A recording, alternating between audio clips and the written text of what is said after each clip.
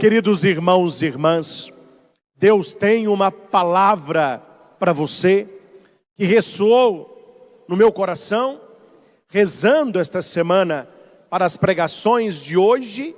A segunda leitura deste domingo, o 25º do tempo comum, tem grandes lições para nós. Se você puder abrir a sua Bíblia, está em Tiago, capítulo 3, no versículo 16, até o capítulo 4, no versículo 3. É uma leitura que vale a pena você destacar aí na sua Bíblia, para voltar quando necessário for. Inveja, rivalidade e o poder da oração. São temas que tocam concretamente a nossa vida.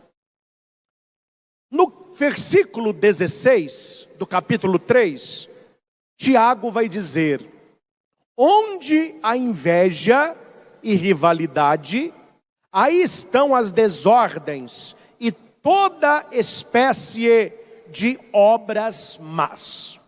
Guarde isso. A raiz de toda desordem é a inveja e a rivalidade. Onde você vê que há uma desordem, tem pessoas invejosas e tem pessoas brigando. A palavra de Deus nos chama a evitar toda divisão e toda maldade.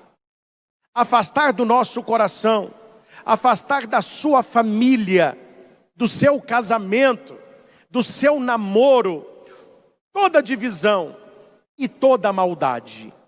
Por quê?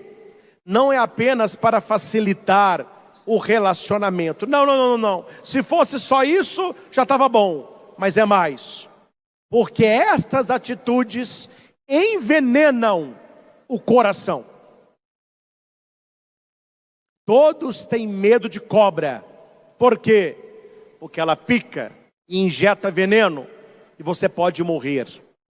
Então não fuja apenas da serpente, fuja da inveja, fuja da rivalidade, porque essas coisas envenenam o coração.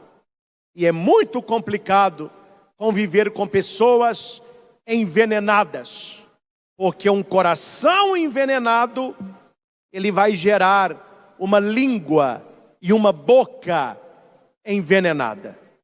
Eu não sei se as pessoas fazem isso hoje ainda, mas eu me lembro no meu tempo de estudo, quando alguém na sala de aula falava assim um comentário mais quente, ou soltava aí um veneninho, o pessoal brincava assim: limpa aqui ó, limpa aqui ó. A pessoa: o que escorreu aqui? Veneno. Tem gente que, cuidado, hein? O coração está tão envenenado que isso vai transbordar nas suas palavras. Meus irmãos, devemos pedir ao Senhor o dom da humildade, para não termos inveja daquelas pessoas que têm dons diferentes dos nossos, e não ficar com rivalidade, com briga, contenda. Isso acontece, infelizmente, na igreja. Isso acontece dentro das nossas famílias. Isso acontece no trabalho, na sala de aula. Alguém começa a se destacar, alguém começa a fazer um trabalho diferenciado. Em vez da pessoa ser elogiada, ela é alvo da inveja. E as pessoas começam então a ter sentimento de rivalidade. Vale a pena você pensar: será que no meu coração a inveja, ela está atrapalhando os meus relacionamentos? Eu vejo desordem à minha volta.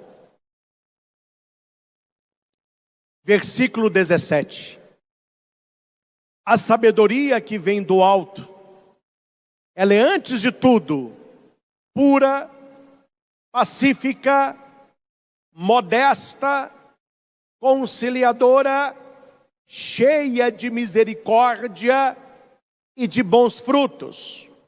Meus irmãos, a verdadeira sabedoria, o Espírito Santo de Deus que habita em nós, ele nunca gera inveja e rivalidade. Eu estou com inveja de tal pessoa, deve ser Deus. Não é Deus. Não é Deus. Eu estou brigando demais, deve ser o Espírito Santo. Não é. A sabedoria de Deus não gera nem briga, nem rivalidade e nem inveja. A sabedoria de Deus tem 3 características. Ela é humilde, ela busca conciliação e ela é misericordiosa. Como é bom a gente escutar esses elogios a respeito da nossa conduta. Imagine que maravilha as pessoas falarem de você assim: olha, fulano de tal é tão humilde, fulano de tal é conciliador, ele não gosta de briga, ele é misericordioso. Esta é a sabedoria que vem do alto. Em vez, meus irmãos, de buscarmos superar o outro, nós devemos buscar conciliação, conciliar, colaborar. Você pode escolher ser uma dessas 2 coisas. Você pode ser um competidor, você pode ser um colaborador. No seu casamento, você não vai competir com seu cônjuge, você vai colaborar com ele. No seu trabalho, não é bom que as pessoas fiquem competindo, eles têm que cooperarem. Como que eu consigo? Se abrindo ao Espírito Santo de Deus. Nos tornarmos instrumentos de reconciliação. O cristão, gente, ele não pode ficar só olhando o circo pegando fogo. Você tem que entrar para reconciliar. Tem 2 pessoas brigando, 2 pessoas discutindo.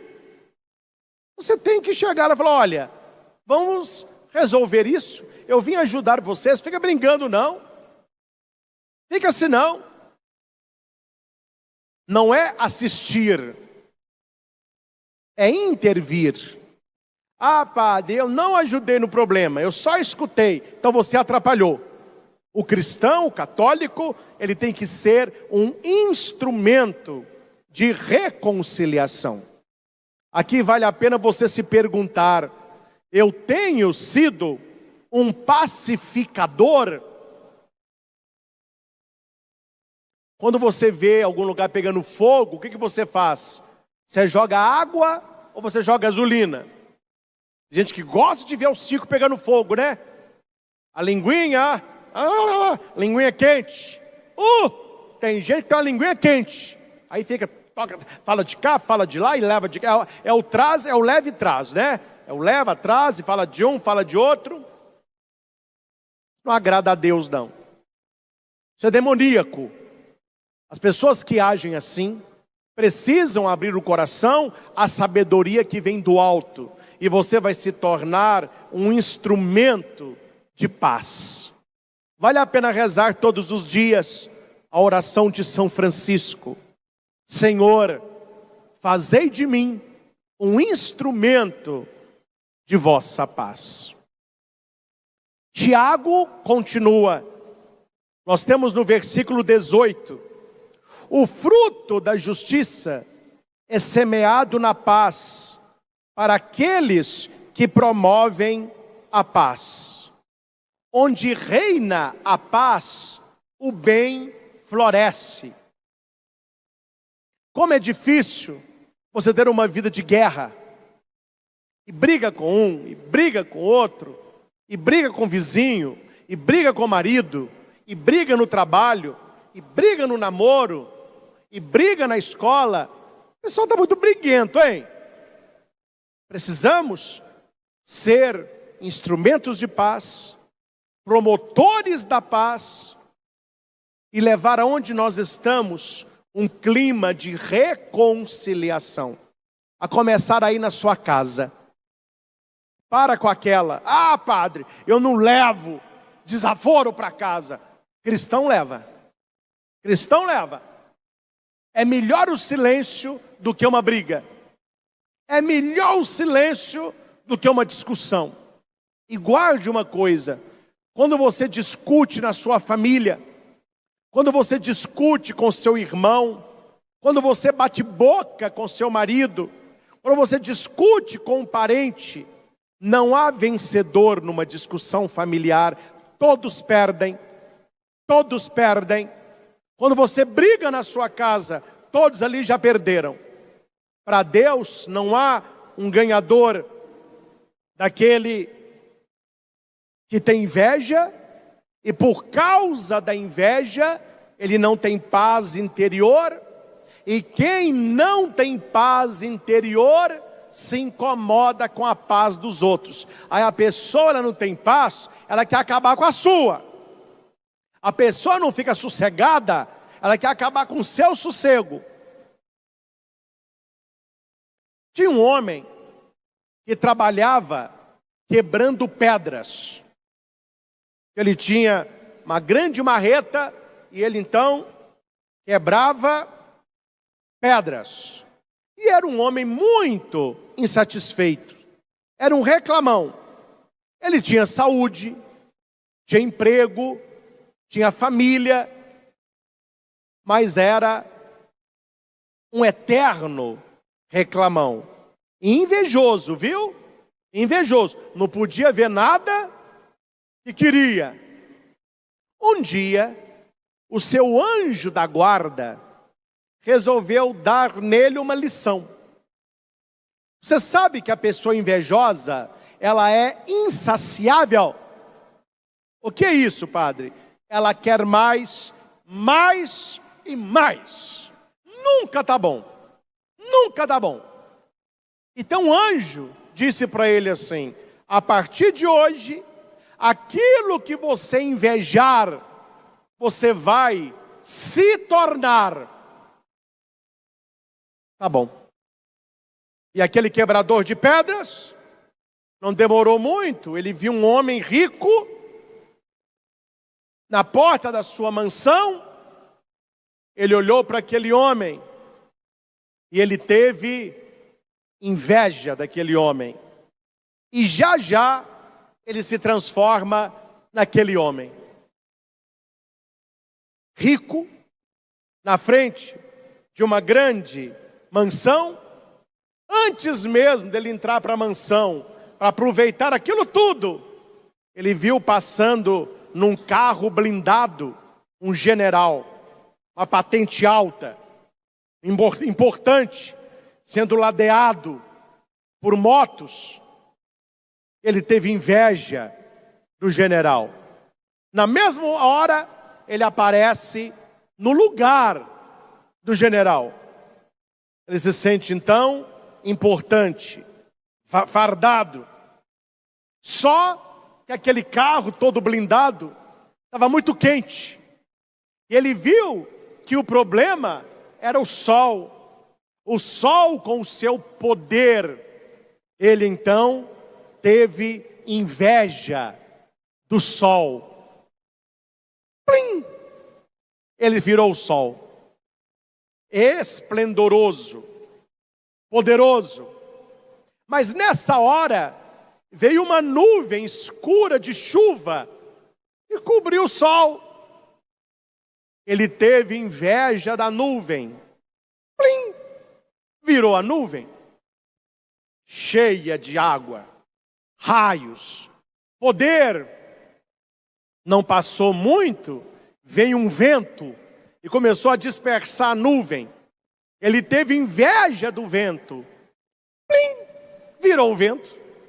Poderoso, furacão, tufão. Só que ele bateu numa grande montanha e a montanha não saiu do lugar. Ela parou o vento. Ele teve inveja da montanha. Plim! Virou a montanha. Poderosa, alta, grande. Pouco tempo depois, ele escutou um barulhinho bem familiar. Lá do alto, ele olhou e lá na base da montanha tinha um quebrador de pedras forte, que com a sua marreta, tirava daquela rocha pequenos pedaços. E ele viu tudo que ele invejou é tudo que ele sempre foi. Esta é a triste sina do invejoso. Nunca dá bom, nunca chega. Ele quer algo, e quando ele chega naquilo, não é o que ele queria. Porque a Bíblia diz, onde há inveja e rivalidade, há todo tipo de coisa má. No versículo 1 do capítulo 4 de Tiago, é a segunda leitura desta missa, Tiago pergunta assim: de onde que vêm as guerras? De onde que vêm as brigas? Não vêm justamente das paixões que estão em conflito dentro de vós? O que Tiago está nos ensinando, meus irmãos? Que as brigas externas, elas refletem a briga interna. Quando eu não estou bem comigo, eu não consigo ficar bem com ninguém. Quando eu não resolvi dentro de mim esses conflitos, essas paixões, eu vou brigar com outro, achando que o problema é o outro. Quando você não se domina, quando você não consegue se controlar, 3 sentimentos brotam no coração: o egoísmo, a inveja e o orgulho. A pessoa invejosa, a pessoa orgulhosa, a pessoa egoísta, ela está clamando por socorro. A briga maior dela é com ela mesma. A briga maior dela é dentro dela. Então Tiago está falando aqui, muitas vezes, às vezes mas na maioria das vezes, o problema não é o outro, o problema somos nós. Que a gente vê o que a gente quer ver. Geralmente a pessoa tem uma dificuldade de fazer uma autoanálise. Aí ela começa a apontar, o problema é ele, o problema é ela, o problema é o que o outro disse, o problema é o que o outro fez. Mas talvez você não conheça o contexto, o que está por trás. Na maioria das vezes, o problema não está fora, mas dentro de nós. E cuidado, meus irmãos, um coração em conflito, um coração em briga, é igual uma mulher grávida. O que significa isso, padre? A mulher grávida, ela está gerando uma nova vida. E uma pessoa que tem conflito dentro dela, ela gera problemas. Não estou falando o nome, estou? Mas você conhece. A pessoa está a tal lugar, ela está problema. Ela vai para tal lugar, ela está problema. Ela muda de trabalho para estar problema.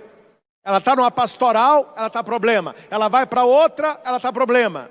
Ela casa com um, deu problema. Casa com 2, deu problema. Está no 26º casamento, já está dando problema. Será que a pessoa não está vendo que o problema não está fora dela? Será que a pessoa não está vendo que há algo errado acontecendo dentro dela? Como aquela mãe, coitadinha, que foi ver o filho desfilar no 7 de setembro. Toda a tropa marchando, batendo o pé direito junto. Mais de 600 soldados, todos batendo o pé direito. E ele estava no último pelotão, na última fila. Quando todo mundo batia o pé direito, ele batia o pé esquerdo. Todo mundo via que não estava certo aquilo.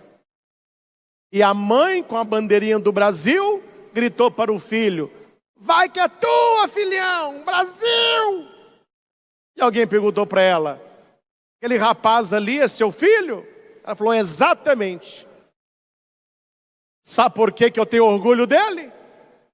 Todo mundo: não sei não. O batalhão todo está marchando errado, só ele que está certo. Cuidado, viu? Esse é o protótipo dos pais e mães de hoje. Todo mundo está errado. É o filhinho que está certo. É o reizinho que está certo. Meus irmãos, se a pessoa cresce assim, dificilmente ela tem uma autocrítica para olhar-se no espelho e dizer: eu estou errado, eu tenho que mudar, eu estou causando as brigas, eu estou causando os conflitos. Mas a pessoa não, ela quer sair como vítima, né? A todo mundo implica comigo. Mas será por quê, meu filho? Será por que todo mundo implica com você? Por que todo mundo está vendo que você não está? Tiago está dizendo: de onde que vem a guerra? De onde que vem a briga? Não vem justamente da paixão que está dentro de você e não fora? Vale a pena, no nosso exame de consciência, a gente falar para Deus: oh meu Deus, quais são as paixões que me atrapalham? Quais são as paixões que estão no meu coração? Tiago continua no versículo 2: cobiçais, mas não conseguis ter, matais e cultivais a inveja, mas não conseguis êxito, brigais e fazeis guerra, mas não conseguis possuir. Meus irmãos, uma pessoa que se perdeu, ela não consegue nada. Ela pode fazer o que quiser, ela pode pintar o 7, ou 8, 9, não vai conseguir nada. Olha o que Tiago está falando: você cobiça e não tem, você até mata, você cultiva inveja, você briga, você faz guerra, mas não tem êxito, não constrói nada, não consegue nada. Meus irmãos, a cobiça é uma sede insaciável. Não há nada que chegue para aquele que cobiça. E atenção, meus irmãos, cuidado, que a cobiça é uma arma que o diabo gosta de usar. Por quê? Olha para cá e entenda isso. Porque a pessoa que cobiça, ela não está olhando para si mesma, ela está olhando para o outro. E quando você cobiça, você não está enxergando as bênçãos de Deus na sua vida. Esse é o problema de quem cobiça. Você não está vendo o que Deus está fazendo na sua vida, você está vendo o que Deus está fazendo na vida do outro. A cobiça tira o nosso olhar de Deus e coloca naquilo que o outro tem e que é do outro. Por isso, cobiça. Quanto mais desejamos o que o outro tem, menos reconhecemos o que nós temos. Eu não estou dizendo aqui que você não possa ter mais, ter a sua casa própria, o carro do seu sonho, comprar sua moto, não estou falando nada disso. Estou falando da cobiça. A pessoa, ela diz: eu não sou, o outro é. Eu não tenho, o outro tem. Uma pessoa que cobiça, ela não tem nada na vida. Nada na vida. Que o diabo adora um coração que tem a cobiça. Porque quem tem cobiça, ele está impedido de reconhecer a bênção de Deus. Aí a pessoa fica sem paz e tira a paz dos outros. Por fim, o versículo 3 do capítulo 4 de Tiago: pedis, sim, mas não recebeis, porque pedis mal, pois só quereis esbanjar o pedido nos vossos prazeres. Meus irmãos, guarde uma coisa no seu coração: o objetivo da oração não é satisfazer os nossos caprichos. O objetivo da oração é alinhar a nossa vontade, a nossa vida, à vontade de Deus. Veja a oração do Pai Nosso, a estrutura da oração do Pai Nosso. Santificado, venha o teu reino, faça a tua vontade, dá-nos o pão de hoje, me perdoa porque eu perdoo, não me deixe na tentação, livra-me do mal. Uma oração perfeita. A pessoa vai rezar hoje só para o seu prazer. Oh meu Deus, me dá um carro. Oh meu Deus, que eu suba na empresa. Oh meu Deus, me devolve a minha saúde. Eu estou tão doente. Ou você quer saúde para quê? Para testemunhar a Deus? Para trabalhar para o Evangelho? Ou para voltar para o pecado que você tinha antes de estar doente? Oh meu Deus, cura a minha cirrose. Para você testemunhar um milagre ou voltar a beber? Cuidado, meus irmãos. Deus conhece os desejos do nosso coração. E uma oração que quer apenas satisfazer prazer e desejo, você pode rezar a vida inteira, não vai receber. Aí vem aqueles católicos adultos birrentos. Pode dar birra à vontade, pode bater pé, pode fazer beicinho, pode rolar no chão. Deus não é um pai que agrada filho birrento. Pessoas que rezam para satisfazer prazer, com Deus não funciona. Meus irmãos, em 3 situações você não precisa rezar. Quais são as 3? Quando você reza mal, quando você reza pedindo coisas más, quando você reza sendo mal. Não precisa rezar. É para rezar, reze direito. Vai pedir alguma coisa? Peço que está alinhado no coração de Deus. E antes de rezar pedindo coisas boas, seja uma pessoa boa. Reze bem, reze pedindo coisas boas e seja uma pessoa do bem. Deus olhará plenamente para a sua vida. Por último, meus irmãos, não podemos ter uma oração utilitarista. A pessoa invejosa, egoísta, que cobiça, ela funciona mais ou menos assim com Deus. Ela lida com Deus na malandragem. Você conhece essa palavra? Eu não gosto de pessoa malandra. Não sei se você gosta. E aqui eu não estou falando da pessoa malandra, não é aquela que apenas não trabalha. É um malandro, o esperto. É o que vai criando situações para ele sair bem. Você que se dane. Esse é o malandro. Tem gente que lida com Deus na malandragem, né? E acha que a conta não chega. Eu finalizo com essa história. Havia um homem que traía a esposa, batia nos filhos, roubava do trabalho, era um pornográfico e um beberrão. Quer dizer, era um homem cheio de vícios. Numa dessas noites, depois da bebedeira, ele estava voltando para casa. Ele tinha que atravessar a trilha de um trem. O trilho é onde o trem passa. Ele meio tonto, ele vai atravessar, o pé do cara garra naqueles vergalhões que seguram o trilho. E por mais que ele tenta tirar o pé não sai. Só que nada está ruim que não piore, né? Ele começou a escutar o barulho do trem. E por mais que ele tentasse, o pé não saía. Nisso ele caiu em si e disse: eu não posso morrer assim. Eu tenho que ser um homem melhor. Eu tenho que abandonar os meus vícios. Oh meu Deus, se o meu pé soltar daqui, eu prometo que eu vou parar de trair a minha esposa. O pé continuou.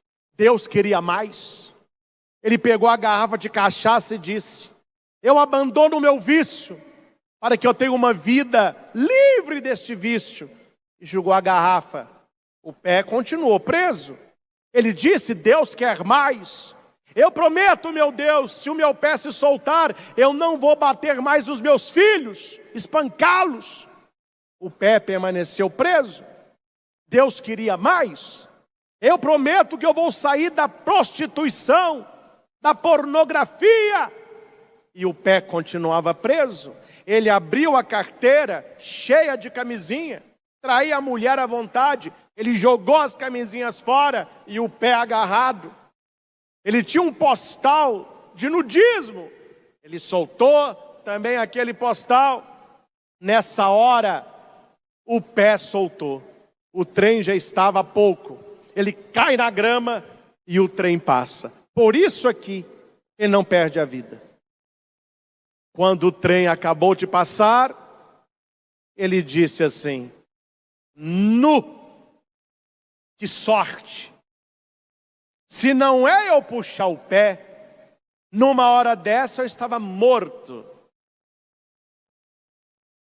Deixa eu pegar minha garrafa. Deixa eu pegar o meu postal. Entenderam a história? Na hora do aperto, a pessoa larga tudo para viver a santidade. Passou o aperto, ela vai voltando para os vícios antigos. Aí ela reza, não é atendida e reclama. E Tiago está dizendo: se você reza para voltar aos seus prazeres, Deus não vai te atender.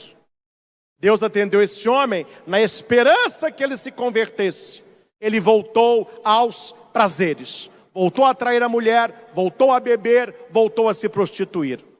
Deus sonda os nossos corações. E Ele sabe o motivo pelo qual oramos e pelo qual pedimos. Que o Senhor nos ajude a colocar em prática esta maravilhosa carta de Tiago. Nós que buscamos o céu, nós que queremos agradar a Deus. Louvado seja nosso Senhor Jesus Cristo, para sempre seja louvado.